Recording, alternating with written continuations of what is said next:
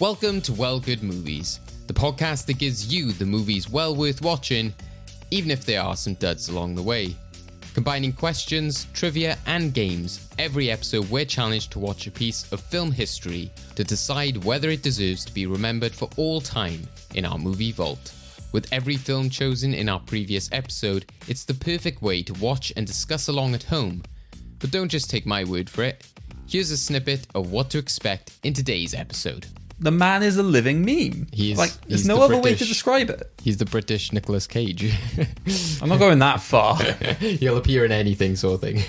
Oh God, can Vinnie Jones and Nicolas Cage in a film. I know. I want that now. I just want that. That version of Face Off would be insane. All right, Mr. DeMille, I'm ready for my close-up. Are you not entertained? Great Scott! I'll be back. Here's Johnny. The wizard. They call me Mr. Tibbs. I'm Batman.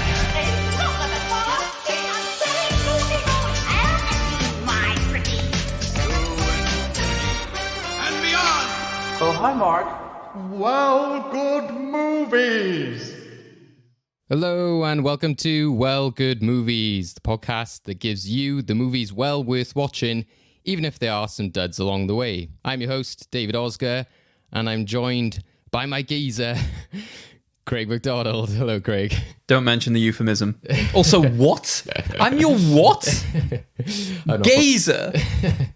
I'm not from London. We'll go to our guests later in the actual lingo, how we should say it, maybe. Jesus Christ, you make it sound like the male gaze. Just gazer. It's an anime character, you know, you're into Dragon Ball. Don't even try that. So, as we alluded to there, Craig, we talk about movies well worth watching, despite duds along the way. So just to tease the people at home, do you think today's movie is a dud or well worth watching? I mean, the honest answer is, and I still have not fully. I don't think it's definitely not dud. I need convincing on elements of this film because I'm mortally confused at times. Okay, I think we definitely got the people on board to convince you. So I think there will be some disagreements. Definitely got some very suspicious looking faces on the recording right now. So yeah, it's all going to be quite fun, guys. But we'll get on to that soon. But first of all, we just want to catch up on how we came to where we are now. Our previous episode, we chose this film. So Craig, can you just recap us on what happened last time, how we ended up choosing the film we're talking about today, and what happened in that Endgame? Yeah, so in the end, this was a choice by our last guest and Endgame winner, Laura. She was given the choice of three potential options. She, in my opinion, obviously went for her own and basically just described that because last episode we looked at Sherlock Holmes by Guy Ritchie. She wanted to look at one of his more classic, iconic films that very much epitomizes his style, but also his writing, because Sherlock Holmes wasn't written by him in a majority capacity or at all. So basically wanted to look at his true style of filmmaking and sort of his true sort of background and the characters he works best with. So, which led us to Snatch. Don't mention the euphemism. Right, well, we look forward to discussing Snatch today, and yeah, we definitely got some great guests on board to be undertaking that task of deciding whether it should go into the movie vault, which is our vault of movies that celebrates films for all time. So let's get to our guests, which once again, Craig, are brand new guests to Well Good Movies, and some of them first to podcasting as well, which is very exciting. So and first Londoners. Yeah, I'll ask them how they rate my accent, maybe. So first of all, we have Rhys Beaumont. He is a YouTuber and film reviewer. Hello, Rhys. How we doing, guys? Doing good. Good. So yeah, was it terrible in my London accent? It wasn't the best, but I've heard much worse. I can tell you that for sure. There's a fair few like Hollywood film, like British Hollywood films, which do the kind of bad Cockney accent. Yeah, the Americans are not too good at the old London accent, to be perfectly honest. Dick Van Dyke sort of levels, but I think that has a charm to it. So Cheed or Ocean's 11. Yeah, that's probably a more relevant example to what we're talking about today, to be fair. So what we're going to be talking about today, it's definitely on the line for sure. So, Rhys, as I mentioned there, you've got a YouTube channel, which is Rio's Positive POV. You're also big on Twitter. You've got, obviously a lot of the like film journalists, big film community on there. Everyone's sort of chatting. Our fellow other guests today, you've sort of met before, and I saw you through Twitter. So just talk us through, like what your YouTube channel is all about, and what you try to achieve on the socials and on the channel. Yeah, certainly. So Twitter was kind of a secondary thing to promote the YouTube channel. And in all honesty, I spend more time on Twitter than kind of focusing on the YouTube channel. Reason being is Twitter's just a lot more fun, a lot more discussions, and just a bit more of a community type of thing. YouTube's good. It's nice to review movies. I started doing it in January 2020. My channel is called Rio's Positive POV, and a lot of the cinema stuff I've seen in the last 2 years, there's not too much positive to take from it. So I have not been reviewing that many movies over the last couple of months. Just trying to focus on the stuff that I enjoy more so than the negative stuff. My most viewed video is where I'm absolutely slating a film for 6 minutes, and that's just not really kind of what I wanted to do in the first place. So mainly focusing on Twitter at the moment and just kind of speaking to a lot of people, networking with different people from different places like you guys. Yeah, we're happy to have you on. And I think you're definitely right with the Twitter stuff. I suppose that's kind of why YouTubers taken the comments even lower down on his page, isn't it? Because that is just usually a lot of people make jokes about like what a terrible place the YouTube comments are. But you do get that more actual discussion on places like Twitter. It's more of a community. So Twitter is more the kind of place to actually interact with people and that kind of stuff. One part of your sort of career and everything, which I was like really interested as well, is that you've actually done like acting yourself. There's been, I know Craig will kind of like sympathize. He's had his like fair bit of like extra work and that kind of stuff. So the one that stood out to me when you put it on Twitter, I was like, oh my God, you're that guy. So I don't know, Craig, do you recognize Rhys from like any specific advert from years? Is it like 2008, something like that? 2008 is when the advert came out, yeah. Okay. Nothing's coming to me immediately. Basically what it was in a Crunchy Nut advert where I'm standing at a bus stop with a pair of headphones in with some music that they added on in ADR, which I definitely weren't listening to when filming the advert. And basically a lady starts eating Crunchy Nut out of my hood at a bus stop with a bus pass. Oh, wow. And that is... So I've done a few little adverts here or there, but that is definitely the one which kind of took off the most. And some strange interactions in public for just being in a 30-second advert, which is pretty insane. Well, you never know. Depending on whichever career route for you shoots off, it might be like Shang-Chi, isn't it? When he has the pictures and he's there like in the generic corporate images that they've taken, like, oh my God, he started with that, etc. So that there's definitely some weird kind of experiences that people have had with kind of just bursting onto the scene. You just look at Adam Driver. He was in with the Marines. He weren't working on no movies at all when he came out. He's probably about my age, about 30, and then started acting again. So you never really know with that kind of business, right place at the right time. My favourite programme at the moment, Euphoria, one of the main characters there got noticed working in a chicken shop. So you never know with the movie business where your chance is going to come. If it is going to come, I'm very happy to be not acting at the moment, but if a good opportunity came again, I probably would say yes, to be perfectly honest. Yeah, well, we look forward to talking about movies with you today, Rhys. We go now on to our second guest. He is a writer and film journalist, Paul Klein. Hello, Paul. Hello. How are we doing? We're doing good. You had your eyes like wide open there when Rhys said. No, I remember that advert. I remember that advert.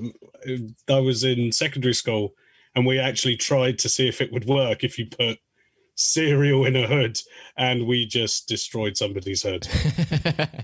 Unrealistic advert, guys. I feel like this is the first time we've ever had guests where one has had a negative impact on someone else on the other's life. Oh no, it wasn't my hoodie, so it's fine.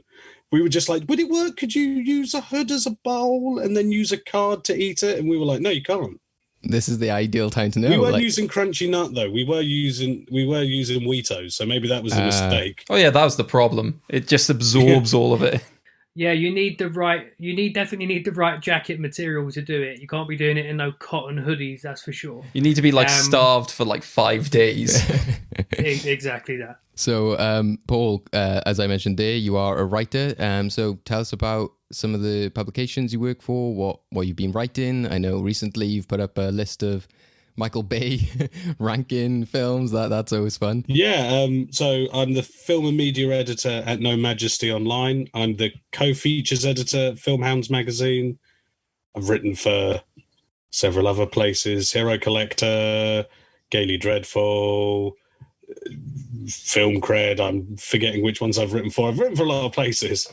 Generally about the horror genre, which is weird because I was late to the horror genre. But yeah, I write about anything that interests me, really. And something I could definitely relate to what you said on Twitter earlier was you were saying about growing up, the best thing about getting sick was laying on the sofa and watching Simpsons on VHS. And that just sort of took me back. I was just like, oh, what a feel that is, especially on the show. We have VHS Corner, we here, collectors, Blu-rays and all that kind of stuff. So I was just intrigued as to, because we were talking previously about experiences at the cinema and that kind of stuff. So, and obviously, as you said, with your job, you were watching then a lot of stuff through streaming and Shudder and that kind of stuff. So what do you think about watching movies at home, whether it be in the early days of VHS to now? Well, funny enough, I've written about it quite a lot, actually, in the pandemic when, a lot of people don't like, especially filmmakers don't like the multi-platform distribution. I tend to think it's kind of the future, that if you release it on all platforms at once, then those who want to sit at home on their phones talking and watching a film can do that. And also, it benefits people with additional needs or disabilities. And people who want to go to the cinema can go to the cinema. I think it kind of benefits everyone. And I don't think that it's detrimental. Well, the fact that Dune, I mean, I know we don't have HBO Max here, but the fact that in America, which is a bigger country than in the United Kingdom, they could watch it on HBO Max or they could go to the cinema, and it made enough money that we're getting Dune Part 2, says that releasing it on both places at once is probably not a bad idea. And, Wonder Woman 84, whatever people thought of it, I liked it. People went to go see that in the cinema, but it was also like the highest watched stream thing for like 3 months. So generally, I think if people want to watch at home because they've got, additional needs, that maybe going to the cinema is a bit of an issue, which I think people forget as well, that not just in the pandemic, people get sick quite easily, but if you're in a wheelchair, the wheelchair places aren't great in cinemas. I worked in cinema for nearly 10 years. Wheelchair accessibility is not great. The induction loops aren't great.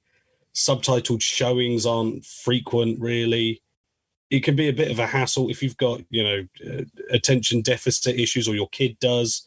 That can be an issue. So I think it benefits everyone if it's released on all places at once. And then those who want to go to the cinema, like myself, I don't have to put up with people talking during A Quiet Place Part 2, where I can't hear the dialogue. Clue in A Quiet Place Part 2. That's what people should be doing, keeping quiet.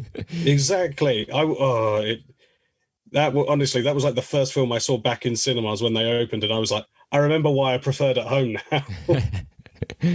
Yeah, no, I think it's definitely true that attitudes have changed in that way, and it is surprising because, again, I mentioned earlier, like Shang-Chi, at the time I was like, oh, they're crazy to only give it like 45 days between it coming out. But to be fair, by the time it came, I was like, it does actually feel like ages since it was out in the cinema. So it shows that kind of is narrowing as well, that time, even if it's, it goes on to streaming more quickly. The thing with like DVDs, VHS, stuff like that, is that a cinema lifespan is like a fraction of how long a film lasts. Like, I was born in 1994.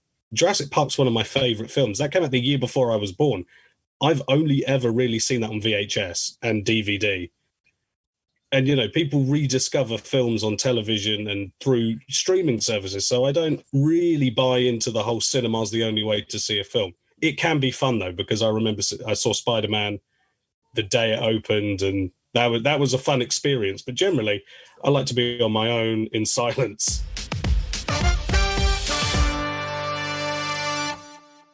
As we usually do here, before we go on to our main discussion of the film, we just want to ask some questions that are going to be based on you guys as film fans and sort of linked to the type of themes we're going to be talking about today.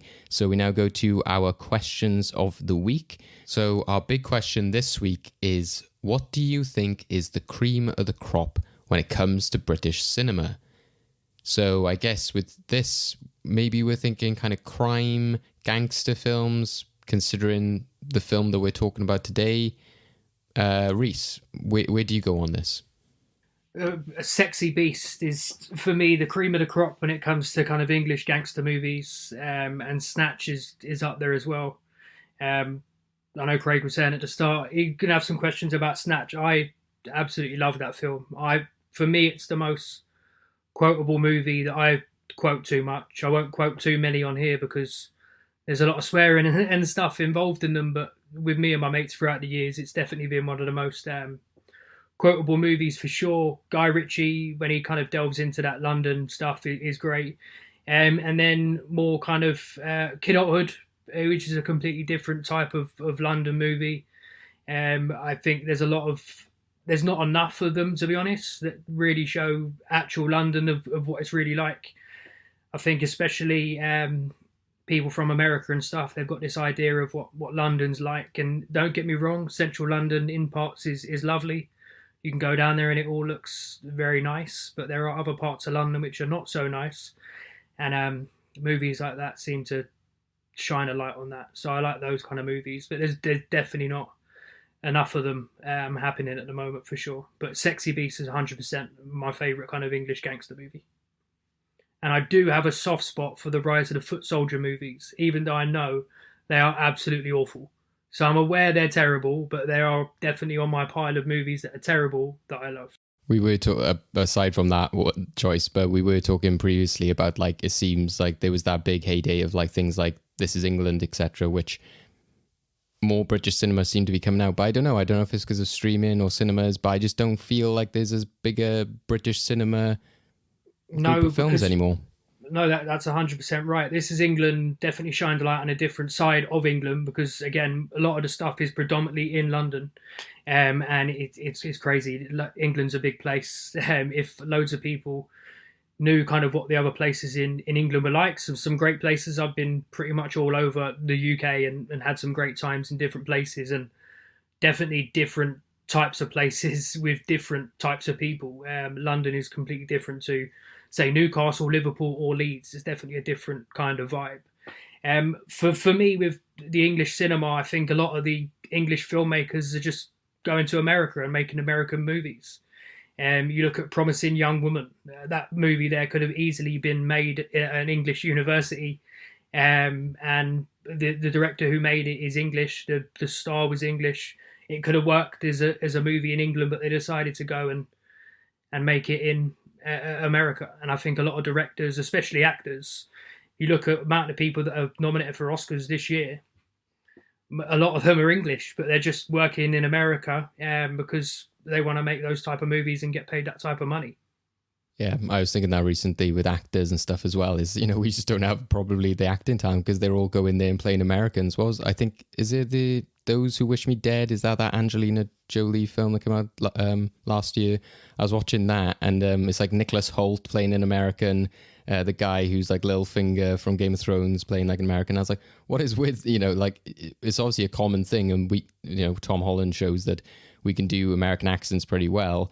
But it's just bizarre when you're actually watching like an American movie and it's like 5 Americans in the room, but like majority of them are actually British. Yeah, I think a lot of people, the amount of times I've seen on Twitter someone saying, I can't believe that person's British. And it's like, well, have you never listened to an interview with that person before? But one of the problems as well is there's just not enough money being put into films in England. Film 4 and stuff are putting a little bit of money, but there's just so many reality TV programs on BBC, ITV, Channel 4. That's predominantly where they're putting all their money into. They're paying these Instagram models hundreds of thousands of pounds to go sit on an island, and they're just not putting money into original content. TV programs, Broadchurch, stuff like that is fantastic, but it's just not enough being written and not enough being funded. So I fully understand why a lot of these English actors who need to pay bills are going over to America. Yeah, bring back the like BBC films, like you said, Film 4 originals. Paul, do you have a choice for this one or anything to add on that question? Well, like for British crime movie, see, the one that I think is the best is probably Long Good Friday from like, I think it's 79 with Bob Hoskins. That's a great film. But my actual favourite, if I had to put one on now, would probably be the remake of The Sweeney with Ray Winston. It's crap, but I really like it. I don't know what it is. I just think I think because it's trying to be like Heat, but in London.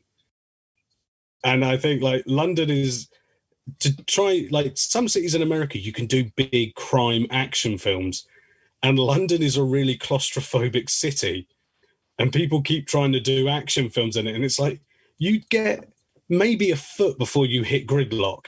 You would never have a car chase in London. So I do find that film, I find The Sweeney funny. I enjoy it. I think it's kind of over the top in all the right ways. But as you were saying about the British film industry, it's crazy because we've kind of gone backwards. Because like in the 80s, there was no British film industry unless you were making a tiny budget independent film, or you were making a James Bond film, or you were Lord Attenborough making prestige historical films. And then in the 90s, once Thatcher was out, people kind of started putting stuff back into the movies. We kind of got a crop of talent, which were directors who were late teens, early 20s in the 80s, watching American movies, being influenced by the American cinema, and then bringing that to Britain. And you got like Guy Ritchie's a prime example of someone who clearly was like, I want to do what Scorsese does, but in London. And Danny Boyle's another one who sort of does it all over the United Kingdom. But you watch like Shallow Grave, that is very clearly influenced by Scorsese's use of music. You got a lot of the Coen brothers in the stuff that Danny Boyle does. There's like a lot of black humor in Danny Boyle's work. You know, the bit where Ewan McGregor crawls into the toilet is hilarious in Trainspotting, but it's also kind of horrific. And Guy Ritchie's one where you can clearly see that he watched Scorsese movies. He watched like Godfather, you know, he watched Tarantino movies and then was like, I want to do that, but I want to do it in England. And like Snatch is basically a Tarantino film, but set in London. It's got all the crazy plot twists, the violence, the swearing, respected actors, up and coming actors. So I think for some reason we kind of lost track of that. And, you know, there was a big American influence on the British cinema, and we had a big boom in the late 90s, early 2000s, where we got loads of great directors. Edgar Wright started making movies, Lynn Ramsey, Andrea Arnold. You know, we had a lot of directors, you know, and women directors as well, coming in, making films that were great. And then for some reason, we've stopped doing that. And we're not really funding new talent the way we should. So, yeah, everyone's going to America to sort of make films, because really the only things that get shown are American films, really, or big budget films. Unless you're making a Bond film or a Harry Potter film, it's not going to get funded, unfortunately. You know, even Guy Ritchie had to sort of step back for a bit, do Sherlock Holmes, do Aladdin, before he could sort of make some more crime movies. Yeah, that's what I kind of appreciate with, like you were saying, is that often there'll be those directors and that talent that we have from this country, and they'll show the different like aspects. And sometimes British film can go into like the very like generic or like stereotypical stuff, especially with like, you know, posh English people, or as we were saying, you know, with the typical view of London before. Definitely for us, you know, like Dream Horse, you know, that's very much playing up the kind of the valleys people and very much bigging that up. But as you guys were saying, you know, Twin Town is often just regarded as like the only like Welsh film that sort of like maybe depicts like actual like gritty, real Welsh people, which I think is like unfortunate, because there are so many different parts of like Cardiff or Swansea, etc., which could probably show that different aspect. But, you know, one that springs to my mind as well is Gurinder Chadha, who did Bend It Like Beckham, which, you know, is in some ways generic film, but it's obviously like shining a light on another part of Britain. And, you know, we really enjoyed Blinded by the Light, which again, you know, is quite sort of conventional in a lot of ways, you know, a typical sort of feel-good film, which a lot of the British stuff does, you know, all your kind of, what was that one that came out about the choir and stuff like that, you know, like last year, is like it's all of that kind of like cheesy kind of stuff. So some of those kind of films can like lapse into that, but I felt that something like Blinded by the Light, you're still shining a light on a different part of Britain at a different era and sort of like, you know, celebrating that in a lot of ways. Yeah, all our best films are generally when we're saying how awful Thatcher was. I've found, if you look at like, you know, Full Monty, Pride, it's all films where people are like, God, the 80s were terrible. We really had someone awful. So maybe we just need more people to make films about that. Yeah, apart from Iron Lady. I mean, it's either that or just wait about 50 years and we get to a situation where, say, everyone's just making the same quality British cinema, just talking about how bad Boris Johnson is.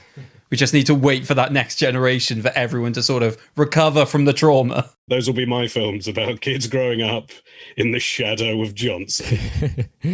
Might be definitely a lot of like comedies in there, just sort of like poking fun, you know, kind of Adam McKay style maybe.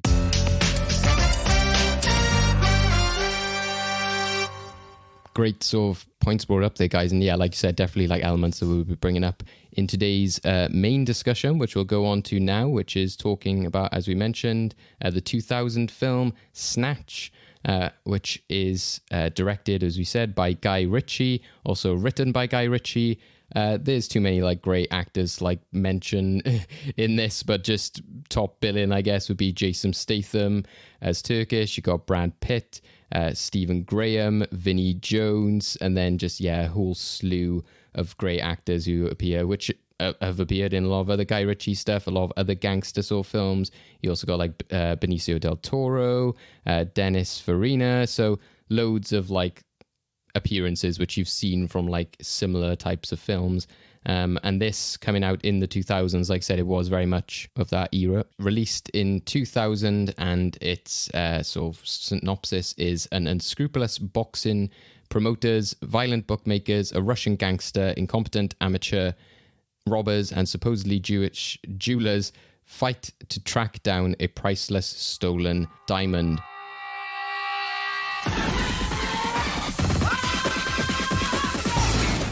Four Fingers has a diamond the size of a fist. 86 carats. You know something that I don't? Jeez, it's flawless. Where? London. London. You know, fish, chips, cup of tea, Mary Poppins, London. What do I know about diamonds? I'm a boxing promoter. I've got a bare knuckle fight. I want to use the pike here.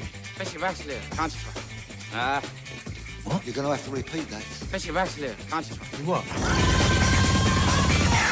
What's a gun doing in your trousers? For protection. Protection from what? The Germans. Open the case and give me the stone. The only man who knew the combination. You just shot. I'm getting heartburn. Tony, do something terrible. Where is the stone? Heavy. Shut up and sit down, you big bald. So what should I play? You can call me Susan if it makes you happy. I don't care if it's Muhammad, Imard, Bruce Lee. You're going down in the 4th round. Whoops. Anything to declare? Yeah, don't go to England. Decided size frame furniture and scarf cushions with matching chocolate cloths. Did you understand a single word of what he just said? So, Rhys, I'll go to you first, because this is kind of one of your favorites. As you said, you were very happy that this had been chosen when we were talking about it. So before we go into like, you know, the details of the film, just generally, you know, why do you love this film so much, and why is it stuck with you? Yeah, I think it's just the amount of different interesting characters that are in the movie as a whole. I think every character is completely different, apart from the henchmen, who are just huge geezers just there to protect Bricktop. Everyone else is pretty much a unique character, and again, what we were talking about earlier, it shines a different light on different sides of London, different people. You got the American that comes over that clearly hates British food and British weather, like most of the Americans do. And just overall, everything about it. The music is perfect. I like the way it switches the music between different parts when it focuses on different characters. And Brad Pitt, as Mickey is a stroke of genius in casting. I know some people don't like his performance, but that's just basically what they are. It's not. That's the way they speak. It's not taken out of context at all. And I think we'll get into it later on, I believe, with some of the trivia stuff. But he just wanted to be in Guy Ritchie's movie, couldn't do a London accent, so he ended up doing the part that he ended up doing. Yeah, if I would say to people, if they ever do want an example of that whole, like, sometimes it's hard to understand Irish people, then I think there was that video from a few years ago from the Olympics when it was like two rowers, like they were Irish and they were just like, how do you feel about the win? And like everyone was like, I have no idea what they just said. It was like, so yeah, it's definitely Irish, Scottish, Scouse, it's and even the Welsh. When you're talking with them and it's maybe yourself and them speaking, you can understand pretty much everything. When they start rambling to each other, it's kind of, I don't understand what is going on here at all. And I think that is definitely the case with Brad Pitt's character in the movie. Supposedly the reason why that character was written that way is because a lot of people were moaning about you couldn't understand what the characters were saying in Lock, Stock, because obviously a lot of it is kind of Cockney, East London chat, and people didn't really understand what was being said. So that character was basically them taking the Mickey out of that, and the character's name is probably not called Mickey for that reason, but I'm going to pretend it is. Yeah, like people's, like the characters in this film, I think they've said it almost like, you know, the viewers, in the sense of that film, they were reacting like, what is he saying? So yeah, it's a fun little nod there. So last week we talked about Sherlock Holmes, and so obviously a big part of talking about that film is Guy Ritchie's got this huge legacy. He's one of those named directors, as we mentioned. So I kind of kept this question in from last time because we asked our guest last time, Rob, you know, what's his opinion of Guy Ritchie films? So Paul, what is your experience and opinion of Guy Ritchie films? Yeah, he is quite a mixed director for me. When he's good, he's very good, and when he's bad, he's almost unwatchable. Like Lock, Stock's great, although you can kind of tell it's a first film, and then Snatch is, I mean, rewatching it for this, you do sort of go, this is very good, and then you get to like Swept Away, and you're like, this is very bad. And I'm not so keen on Revolver. I don't particularly. Rock and Roller's good. I like Rock and Roller. I like both his Sherlock Holmes. I like Man from U.N.C.L.E. You know, so I like most of his films. I like The Gentleman. I think The Gentleman's pretty funny. Can't say I haven't seen Wrath of Man. But, you know, the King Arthur film and Aladdin are a bit weird. It's a bit...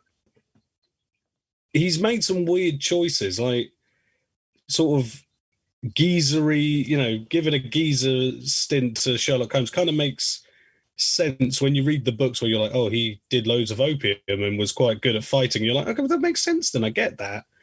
And then him going, I'm going to do Aladdin. You're a bit like, well, you use good music, but you've never actually done a musical. And this is a studio that really sort of is a bit like, no, you do stuff our way. Warner Brothers is kind of a bit like, yeah, do what you want. We don't really care.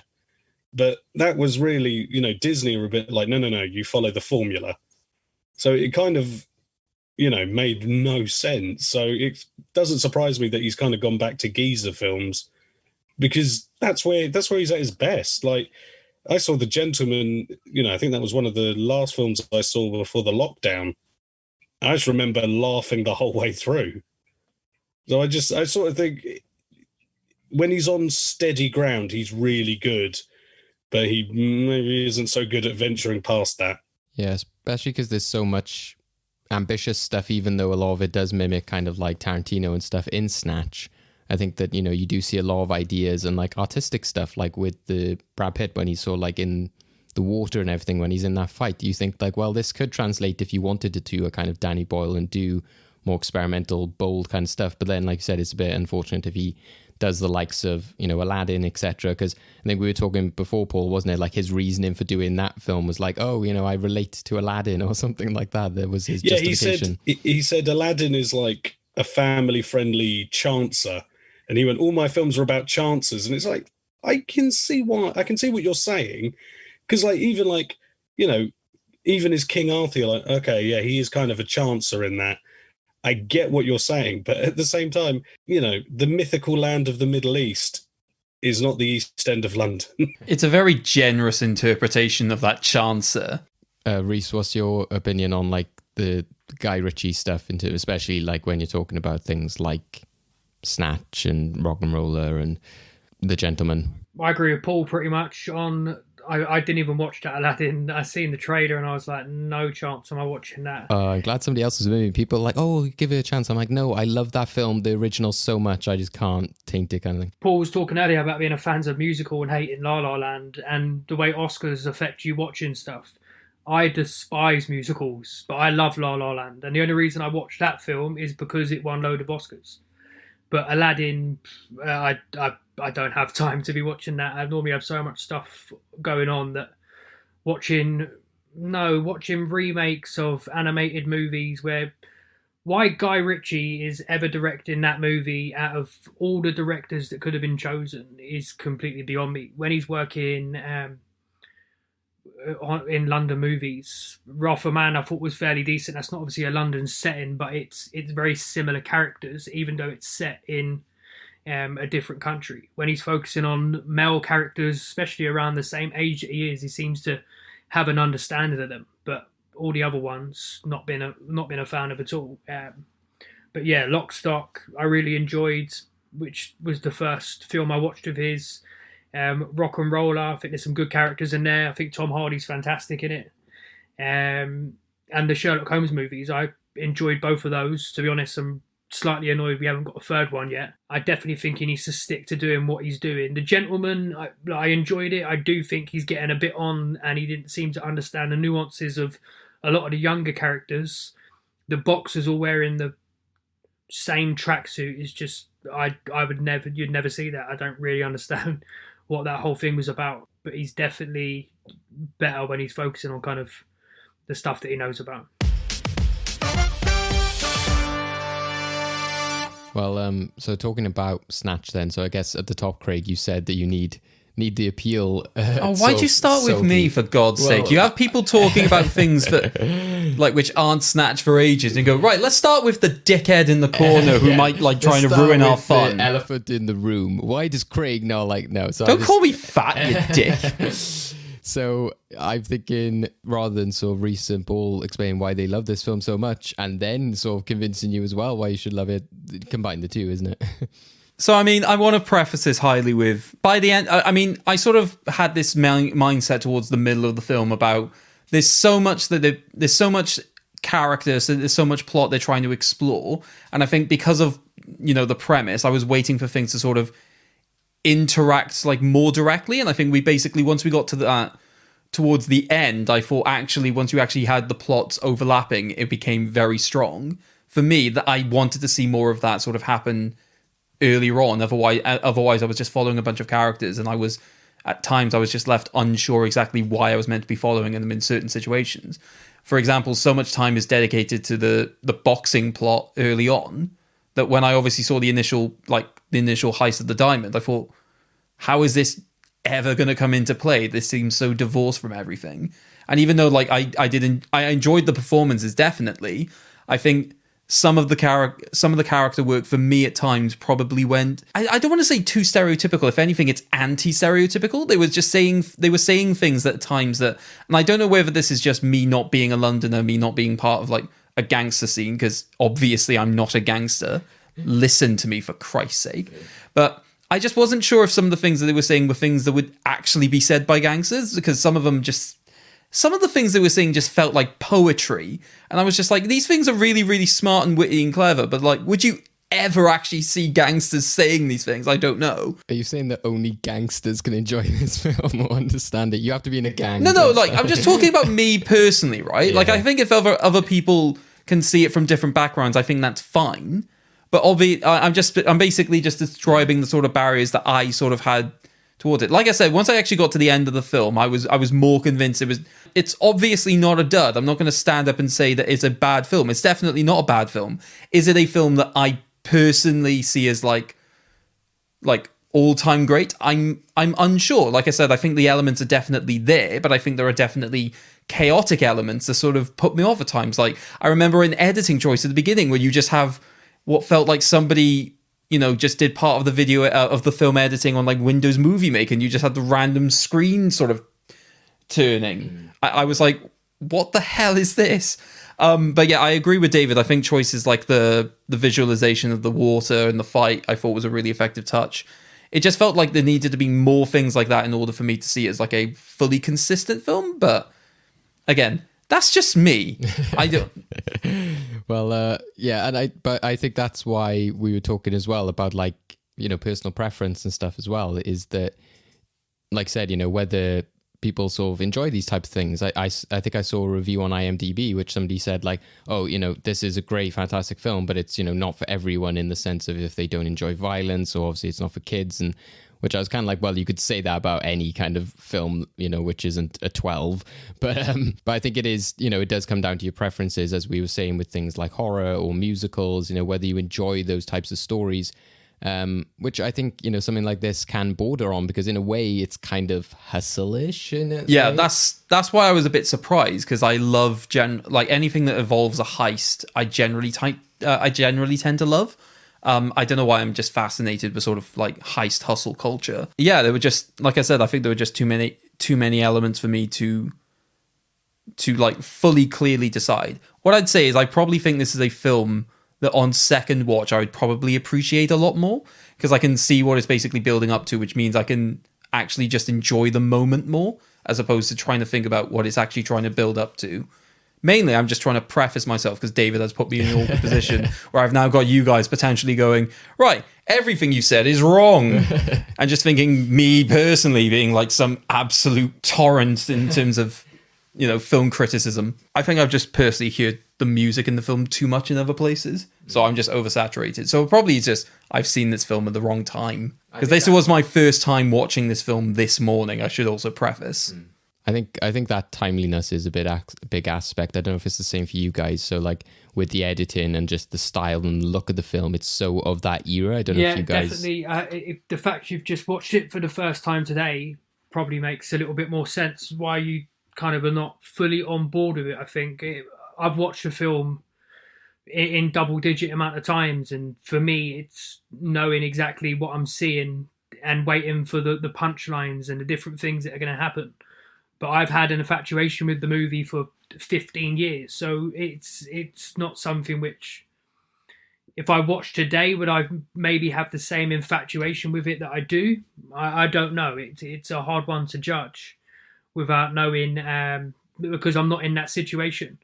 I agree with some of the characterization things. They are a bit OTT, but I think they're on purpose OTT. There's not going to be that many people that are going to be speaking like that and getting away with it, especially when they're dealing with them kind of people. So there's definitely that kind of thing on it. But in regards to the characters and stuff, maybe it's a London thing as well that may have an effect on it. Just knowing these characters and seeing similar types of people around. I know that there's a few Americans that like the movie, but they're not as hot on it as the English are, that's for sure. So there's definitely is a cultural thing that comes with it as well. As well, in terms of like the sort of appeal, like to me as well, it does seem very much like they know what they're in. It's similar to like heist films in the sense of like a lot of the kind of rule book gets thrown out the window in the sense of like, this is the type of story you're doing and this is the type of editing style. So as soon as you go in, it's very much, you know, the names below them, freezing on them, showing them the different like crazy stuff you're doing. So again, it's such a like bold like narrative and style choice that again, that's why like other stuff, it's just if you're not on board with that, or if you're going in expecting something else, like, oh, where's like all the setup of character, where is this guy started from, who's this man, why is he doing it, you're not going to get that in this, because it's jumping straight into the story and it's just telling this kind of like elaborate sort of like crime film. You know, you don't have time for sort of like knowing where he comes from, where he lives, and that kind of stuff. Yeah, I mean, for me, I came to the film in a kind of weird way, because I knew, you know, like the stuff about like Bricktop and things like that from, you know, sort of like YouTube videos and memes and things like that before I'd ever seen the film. And then watching the film, I was almost like, that's kind of the least interesting part of the film is the bricktop stuff. The stuff with Jason Statham is actually really good, and sort of the way that it kind of all circles in, I do find quite entertaining. I do think that it's a very sort of men-only film, and it was kind of the time when that was sort of, you could market a film that way. I can't imagine you could market it that way anymore. So it is kind of its time, but I still think that it's sort of not, there's a lot of stuff from, sort of the early 2000s that's quite overtly sexist, quite overtly racist, quite overtly xenophobic. And this isn't that much. Like, the black characters are incompetent, but they're just incompetent because they're incompetent. They're not incompetent because they're black. The travelers are, kind of crafty, but they're crafty because people expect them to be stupid. So in a way, they kind of subvert it in that, they know that people will underestimate them because they're travelers, and they kind of subvert that expectation. So I think that it's a bit more progressive than, of the time it would allow for, sort of cheap jokes about the traveling community, which, I rewatched this around, I think it was the day that, the controversy about Jimmy Carr's Holocaust joke happened. Yeah. We literally talked about it before this recording. I was not going to bring up those comparisons. Yeah. But I'm glad somebody else thought about it. That was the thing, was that watching the film and then thinking, all right, so this is from like 2000. So we're now 22 years later. And I was a bit like, maybe people criticizing Jimmy Carr, are on the right side. Well, I mean, they are on the right side of history because it's offensive. But it was that kind of thing of like, if people still think this is acceptable, then really Guy Ritchie's doing something quite subversive by going, actually, you guys underestimate these travelers. They're quite clever people. And I still think that the scene where you see the caravan on fire is quite a horrible moment in a film that's quite light-hearted. That's really quite horrible to watch, considering you see people fed to pigs and you're like, I don't really care about that. But yeah, just one scene of a caravan on fire has you kind of, sort of reaching for the bucket almost. Yeah, I thought that when I first saw it, I was like, wow, this film just took a turn, because there's, again, like villains doing like evil things in films, which are like, this is why they're bad. But at first I was quite like, I didn't know what to think about it, because I was like, oh, wow, that is like evil, and I don't know if this is just too much of a twist. But then they sort of didn't like linger on it too much, but it worked again in the end of the film, because it was like, that was his motivation, etc.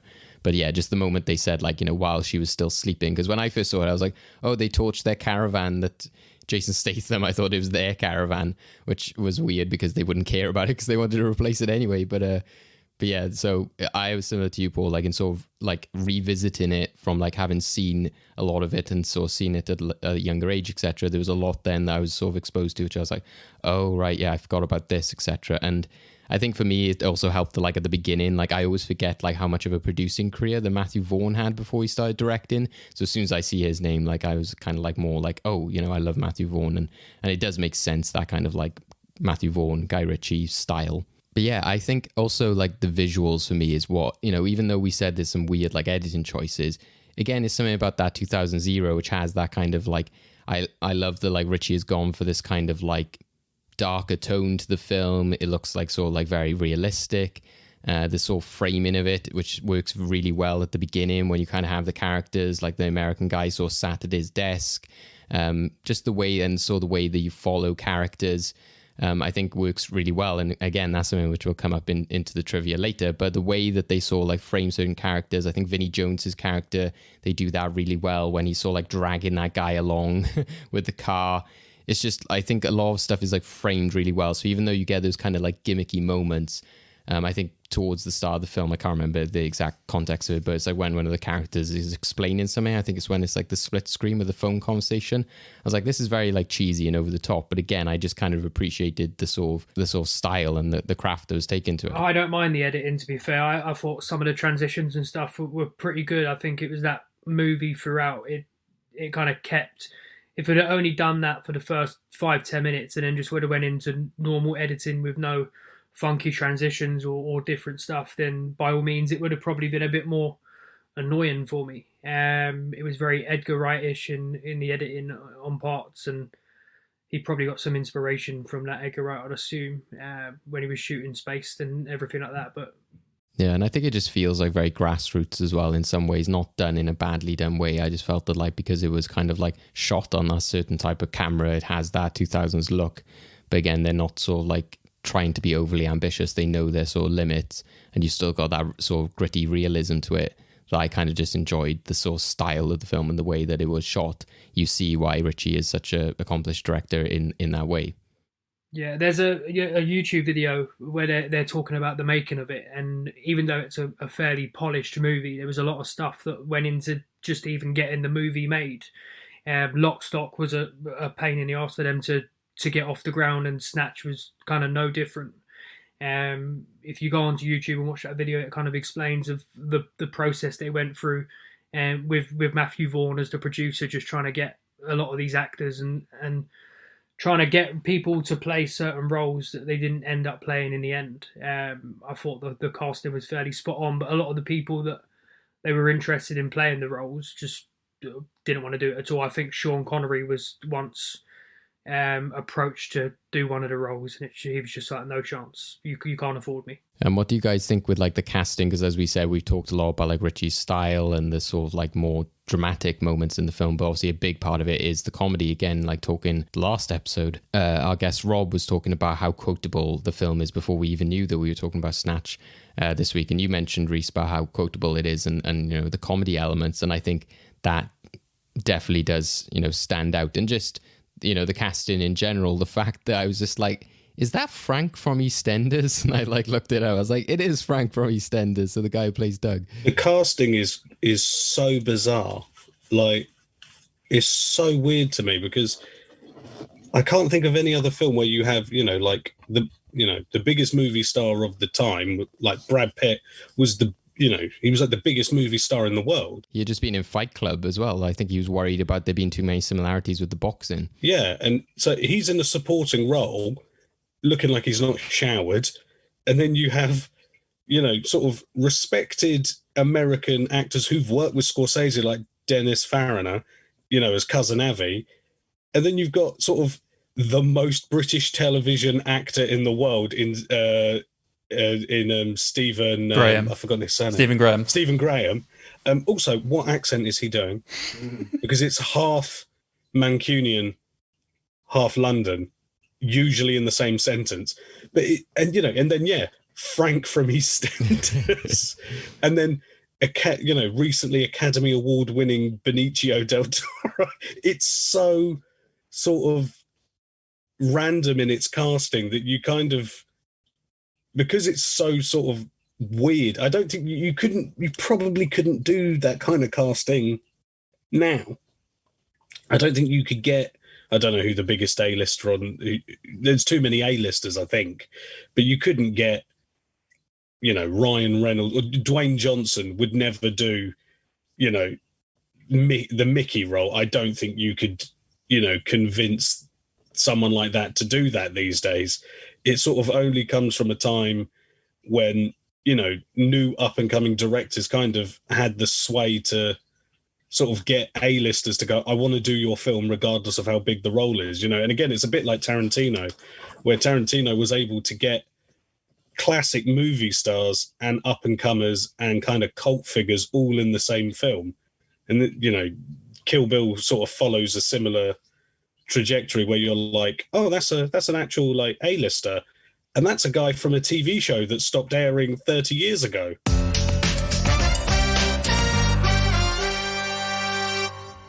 Probably my favorite moment of the film is just the direct moment where all the storylines interact with the car crashes, and just how nonchalant they are, just like, oh, sorry, just moving on.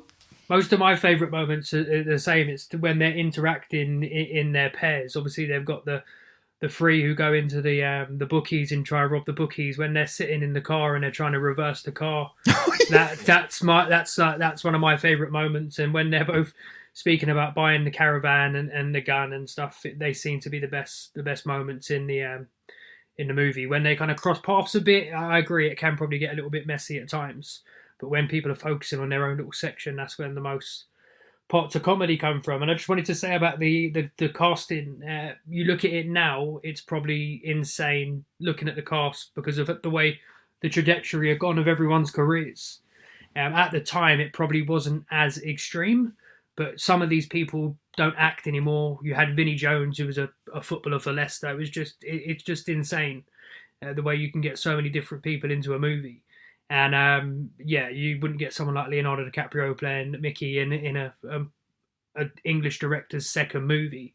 And considering the first movie he made was another English gangster movie, which sounded like 50% of people didn't even know what was being said.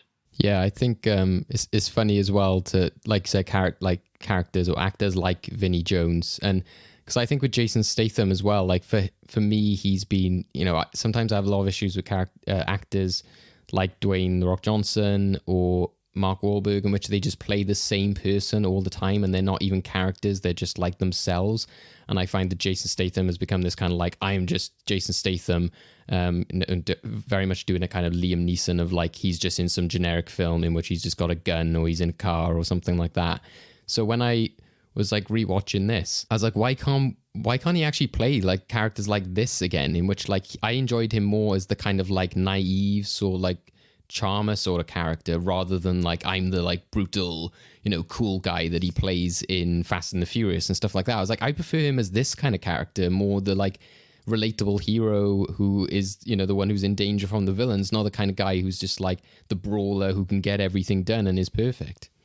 Yeah, it's weird. It's strange how some of these actors just seem to stop playing morphing into the same role. Dwayne Johnson's like that at the moment.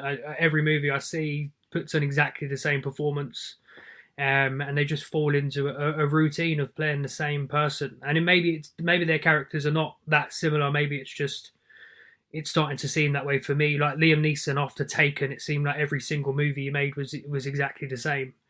And they need to kind of deviate from that, maybe do something completely left field.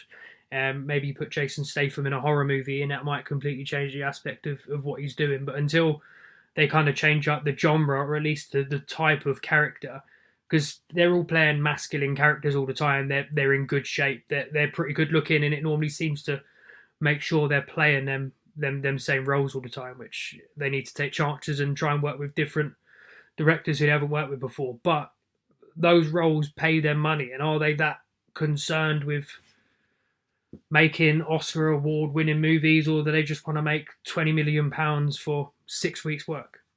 Yeah, exactly. And it's regardless, I think even like Paul said, it's even at the time probably is jarring, but it's still jarring to see Brad Pitt as well as he does the accent and stuff. It is kind of strange to sort of see him there. But again, like from Guy Ritchie's point of view, how can you not like have him in there and find like a role for him? That's one of my favorite moments, is when he's in the corner and Vinnie Jones just has to keep shooting him because he's like, oh really, you're not dying. That bit's great. Yeah, that's a great scene. Boris the bullet dodger, as they call him. It makes sense. There's another little Chekhov's gun at the beginning.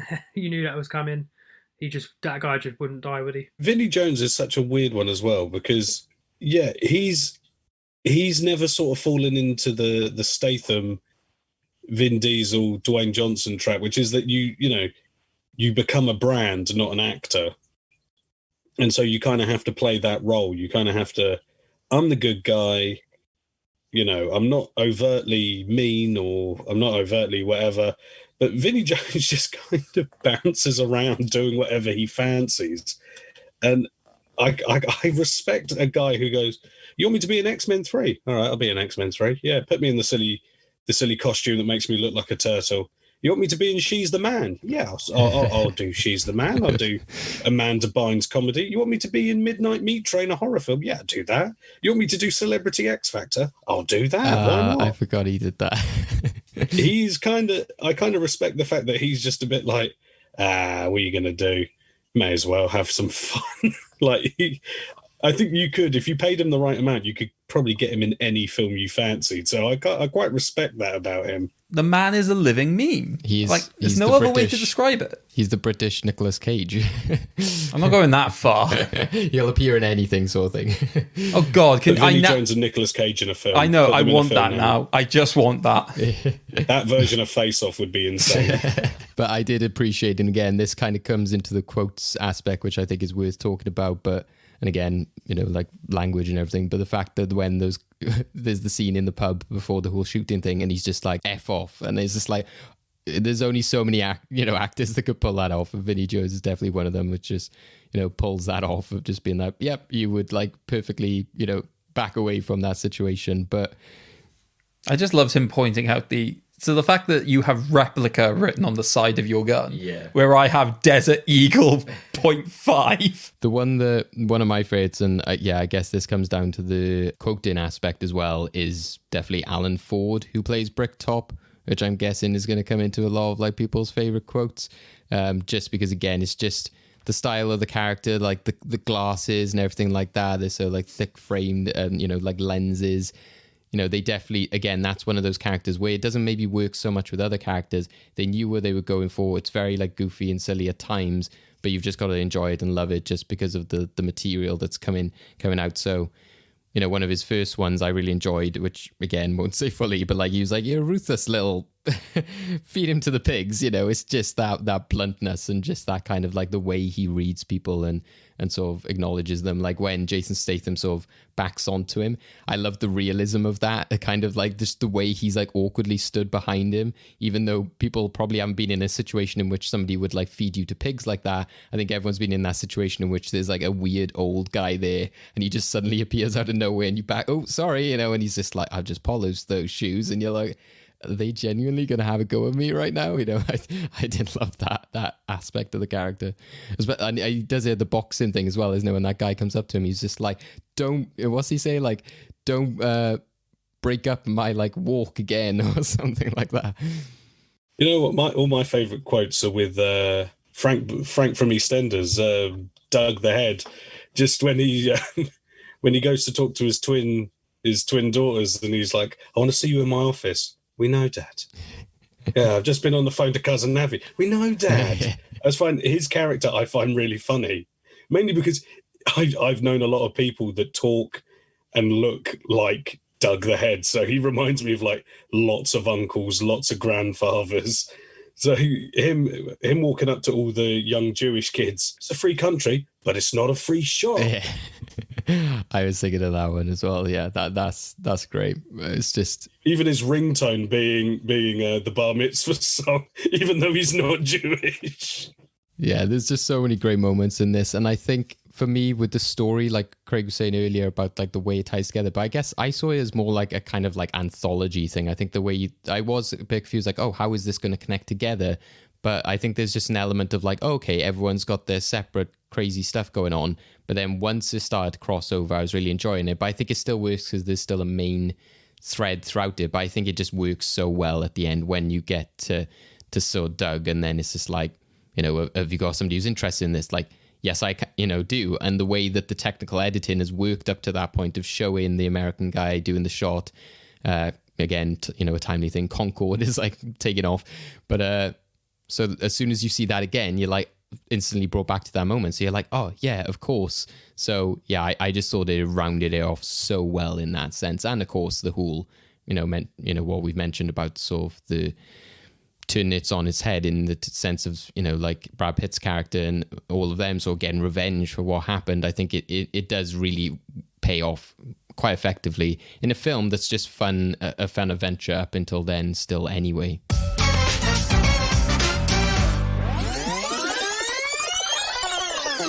So we'll now go to VHS Corner, which is where we talk about some fun facts from the film, which tie into some of our discussions and sort of talk about, tie into the history as well, as we've mentioned, with sort of famous stories and famous casting reasons. So the dog is definitely one that sort of I noted down for this. So, and it's funny as well with the scenes that take place during the film to imagine this as the case. So some ones I've jotted down from Snatch is the According to the DVD commentary, Bo, the dog, was very difficult to work with, and during the car scene with Vincent, Sol, and Tyrone, the dog was actually attacking Lenny James, and James was actually bitten in the crotch by the dog, but didn't suffer any serious injury, so the dog was replaced after that incident.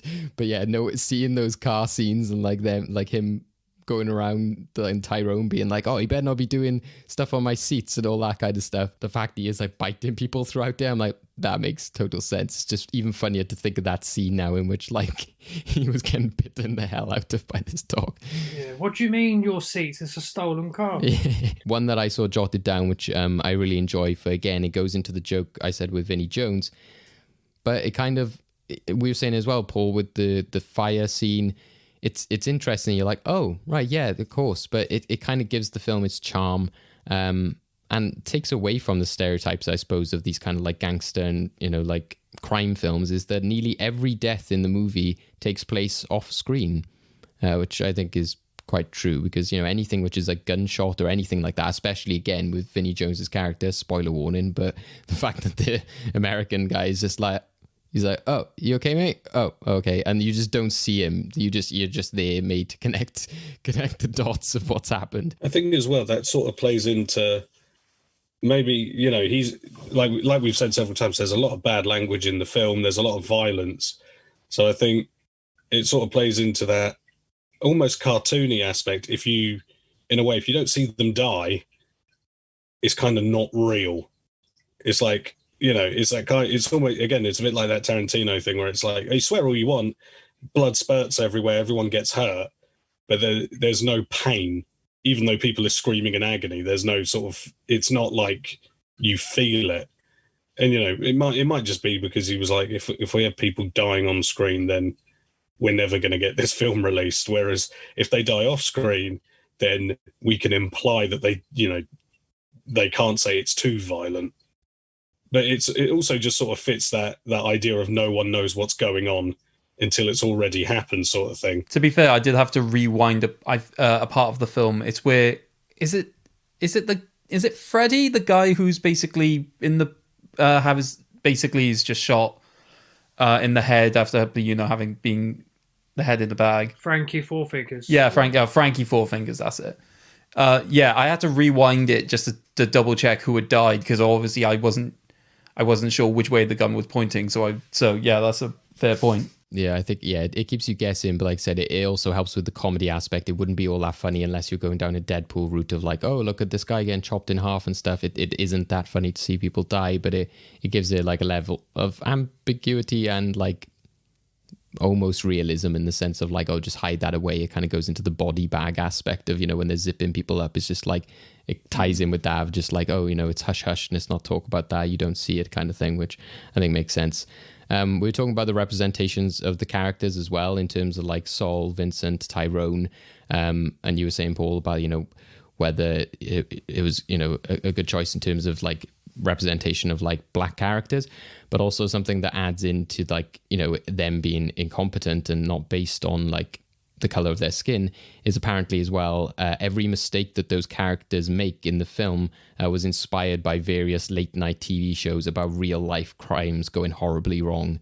And I can believe that, because you do see a lot of those kind of like shooting through something, or the cool like falling down a hatch by accident, that kind of stuff. So that to me made a lot of sense. And then also we talk about Bricktop. This one I just thought, again, just a great piece of trivia for what the person is like outside, and we're talking about dog fighting, etc. So Bricktop is seen to be involved in dog fighting, at one point torturing a dog, but in real life Alan Ford is a vegetarian and animal rights activist. So we're saying about like people like Dwayne The Rock Johnson being like similar, playing their characters and outside, but yeah, you couldn't get more opposite than that, I don't think. So that one stood out to me. And then the last one I saw jotted down was when Mickey wins a new trailer van for his mother from Turkish, he specifically picks out periwinkle blue as the color. So in Psycho, the Hitchcock 1960 film, we're told that Norman Bates helped to pick out a periwinkle blue dress for his dead mother. Mickey, just like Norman, is also responsible albeit indirectly in this film, for his own mother's death. So just quite a fun little classic movie reference. Don't know. I suppose that's a very specific thing to put in there if it was unintentional. But if it was unintentional, it's quite fun. But if it was, then touche to Guy Ritchie for throwing that in there. But talking about, like I said, like legacy and things, you know, like people remember. So the last part now of this discussion about the film Snatch is we go to our movie vault, where we sort of honor movies for all time to be remembered for different reasons. So our big question now is, does Snatch deserve to be remembered in the movie vault and go in? What do you guys think? Paul, what's your reaction? I would say yes, just because, you know, it's an influential film. And sometimes with influential films, you're like, oh, it's so important to like cinema. And you're like, yeah, but it's not good though. It's just important. But it is, I still think it is a good film. And I think it has aged surprisingly well, considering the elements in it that could potentially not age well, especially like we said with the traveller community. You know, there's a lot of it that could not have aged well. And there's a lot of sort of geezer films from that era that haven't aged well because they were so entrenched in kind of casual racism, casual homophobia, casual misogyny. And this one doesn't really have that so much. There's kind of not an innocence, but there is kind of a joy to it where it's like, yeah, everyone can be a crook, and everyone can be, you know, terrible at it, and everyone can get attacked by the dog. Why not? You know, it doesn't matter what color you are, what country you come from. Everyone can be a gangster, and we'll all end up having a bad time anyway. So I think it's aged better than, you know, people would expect, and certainly more than I expect. I expected it to have aged horribly, and it's actually aged really well. Rhys, I think I would know your answer on it, but yeah, what's your opinion? Yeah, no, 100% for me. I love the film. It is actually one of my favourite films, and I understand why it wouldn't be for everyone. Even Pulp Fiction, my favourite movie of all time, I can fully understand why people would not like that film. I'm not going to sit here and say it's objectively the best movie of all time, because that's a load of you-know-what, because everyone has their own different opinions. For me, 100%. Even to this day, when I'm out with my friends drinking, Snatch Quotes come up. I think it's the most quotable movie of all time. I put out a tweet yesterday, and a lot of people disagree. People brought up a lot of different movies, but I definitely think it's the most quotable movie for sure in my circle of friends, of course. But talking about how it aged, I think it's aged fairly well. Again, I don't know how it would. Well, I kind of know how it would resonate if you watch it for the first time today, but it depends of who's watching it and what their kind of tastes are and what they like and what they don't like. And if I had the opportunity to wipe my mind and watch it again, with my current frame of how I view films, maybe I wouldn't like it as much. Maybe I'd like it more. It's really hard to tell because, like I said, I've seen it 15 years ago, and I've seen it probably about 15 times. So that's kind of where I'm at with it. Yeah, no, I think, like I said, I think regardless of your experiences with it as well is like testament with, you know, myself, Craig, Paul, like even whether it's revisiting it or watching it for the first time, there's still that acknowledgement of like the legacy there and that kind of understanding of the influence, and definitely getting, you know, the Guy Ritchie, you know, we've talked about his other films, and it does seem to be you know, in many ways it is his, you know, one of his best films. So for me, yeah, I think, you know, I'd want to see it go in just because, again, you know, it ties things together so well. It does like a crime story, a comedy story so well. And there's so many like, you know, memorable characters in there. And again, I do, you know, respect that element of like, you know, throwing people off in terms of like your expectations, not just about like stories, but certain types of characters, but also even in terms of the violence and stuff like that. So yeah, I'm all pro for it going in. Craig? I mean, at this point, I am fairly convinced that it definitely deserves a place in the movie vault. Like I said, for me personally, I think it's just something that might just have to grow with revisit, but I'm not going to deny everything that it says about Guy Ritchie's career, everything that like this type of film, but also just this pinnacle of just casting across the board, just getting so many different types of people to work quite well together and sort of like that single genre where a lot of them would not have crossed otherwise. I think, yeah, definitely deserves that recognition. So yeah, put it in. Okay, cool. So into the movie vault this week goes Snatch from 2000. Let us know at home. Do you agree? What films would you like to see go into the movie vault? But we'll be discussing and choosing now what will potentially be discussed next episode as we go into our Endgame. We're in the Endgame now. All right, Endgame time. So I said at the beginning of the episode I didn't want people to mention the euphemism, so I think it's quite fitting that this game is called We're Talking About the Euphemism. Basically, what I'm going to do is I'm going to have a series of film titles, and I'm going to remove certain words from them, which might be quite suggestive in many situations, and it's basically going to be fastest finger first,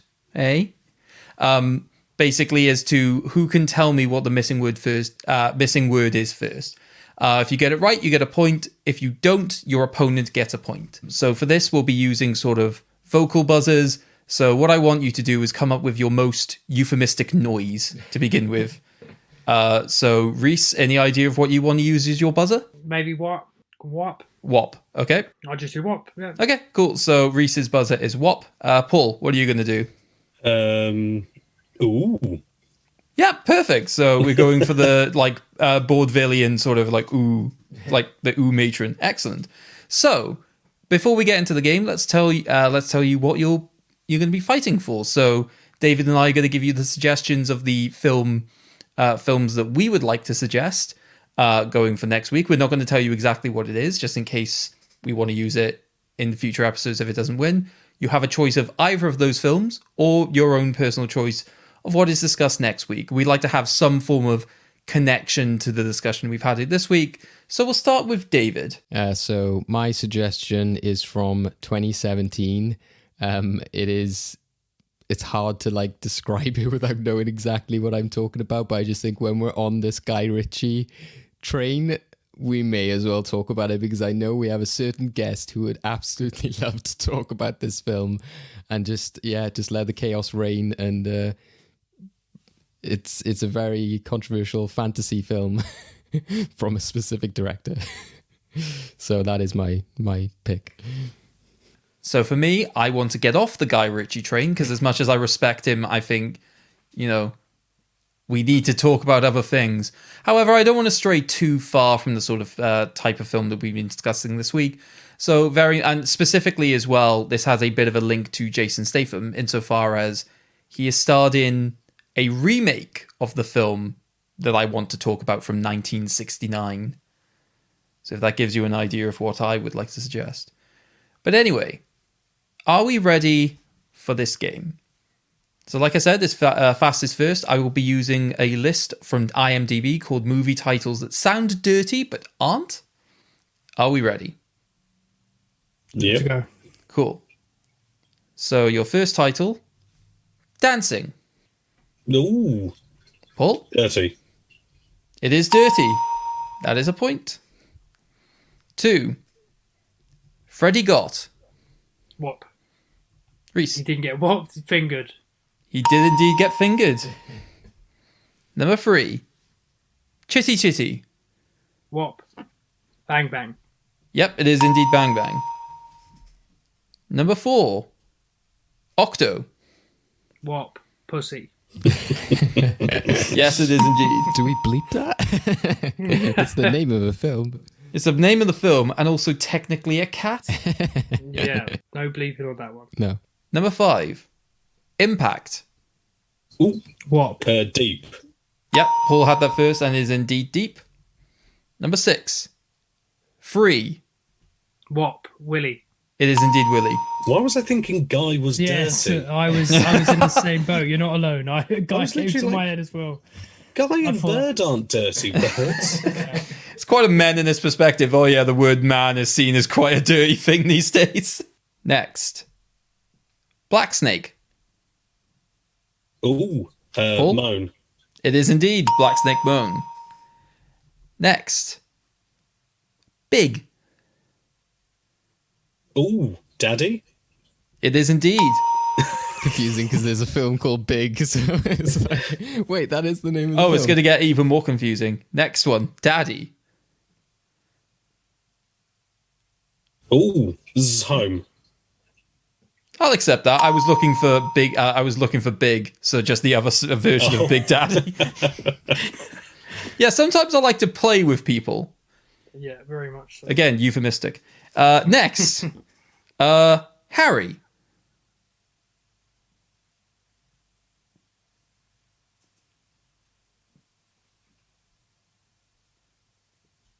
Think back to an earlier word.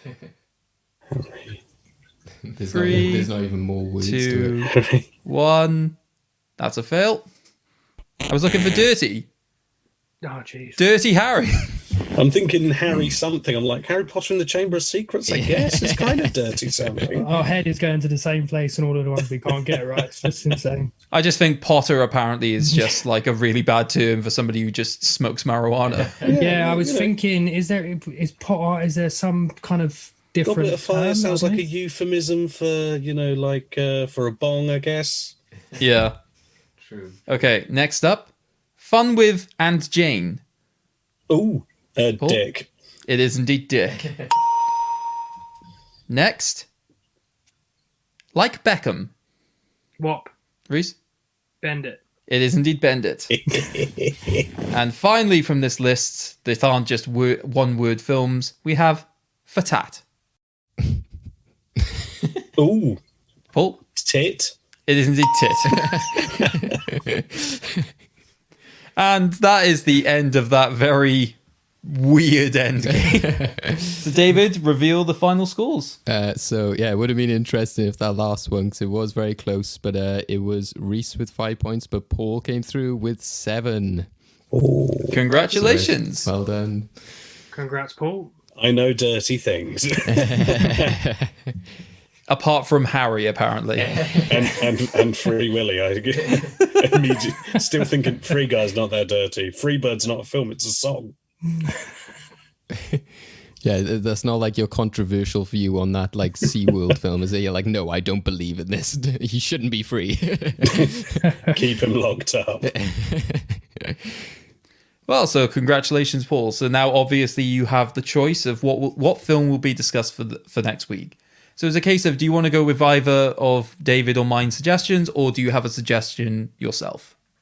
I will go with your suggestion, Craig, I think. Oh, I genuinely was not expecting this. So, first things first, do you have an inkling of what film I actually suggested? No, that's why I picked yours, because I kind of had an idea what David's was. Yeah, so mine. So basically, where I talk about Jason Statham starred in a remake of this film. This is a very classic film, which is very much just a single heist, and I think it is well known for a couple of things. The performance of Michael Caine, the use of a load of Mini Cooper cars, and also the song The Self-Preservation Society. So for next week's episode of Well Good Movies, we'll be discussing The Italian Job. Great choice, and a very good link as well, I suppose, isn't it? In terms of, like you said, talking about like heists, gangsters, and my head did go to Italian Job when we were talking about British cinema and everything like that, and I like held back because it was of such a different era. So probably just as well I didn't mention that as well. Yeah. So yeah, happy with that choice then, Paul. Yeah, fantastic. Awesome. Well, thank you guys for joining us. So we look forward to talking about The Italian Job in our next episode. So everyone at home, if you want to sort of watch along with us and sort of discuss as well and sort of give your take on whether it deserves to go into the movie vault and you want to prepare yourself for next episode, then you know now you can go watch The Italian Job from 1969. It is available on Now TV if you want to go and check it out on a streaming service or Sky, and of course it's one that you can sort of rent from places like Apple or Amazon, or you can pick it up on physical. If you know, I know people like me and Rhys and Paul would sort of put thumbs up to that as well. Get the Blu-ray. Yeah, we look forward to that one. Thank you both for joining us. Where can we catch you guys? What have you got up and coming, or anything that you sort of want to talk about, send people to? Rhys, where can we catch you? Yeah, so all my social media is Rio's Positive POV, REOS, and that's Twitter, Instagram, YouTube. That's pretty much where you can find me on everything. I'm mainly active on Twitter, but also have a couple of YouTube videos a month going to see Uncharted tomorrow. I don't expect much, but hopefully it's good enough for me to make a video about. Good enough to be positive, yeah. Just to emphasize for our listeners at home, some of whom are Welsh, the spelling of Rhys is not the Welsh spelling, which is the RH.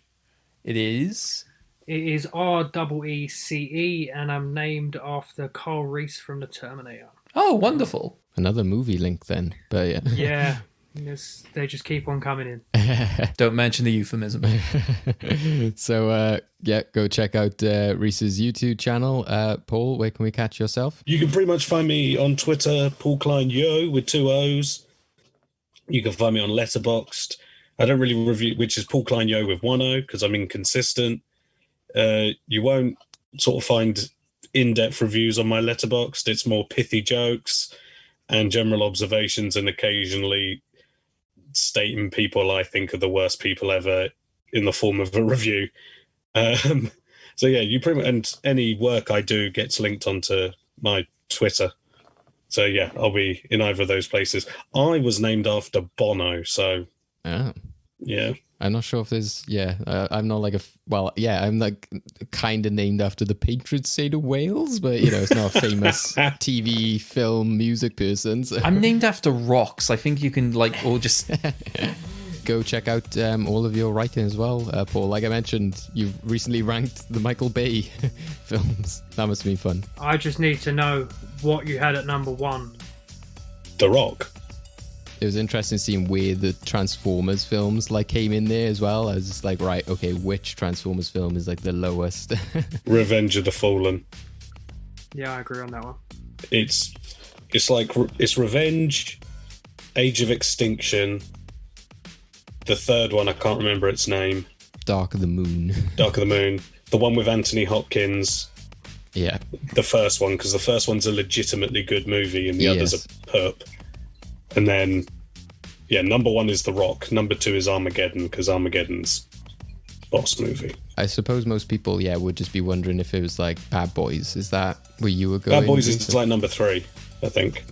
Yeah. So I'd have Bad Boys at number 1. But The Rock would be number 2. I didn't even realise Bad Boys was a Michael Bay film. Yeah. Right, well, go check out Paul's list. Check out Rhys's YouTube channel. And catch us on all of the socials. Stay tuned for our next episode. We'll be talking about The Italian Job. And if you want to also go back and see how we came to talk about Snatch, then you can also check out last week's episode where we were talking about Sherlock Holmes. So, thanks to you once again, guys. And we'll see you around. Thanks again to Rhys and Paul. Bye-bye. Thank you. Bye. Bye.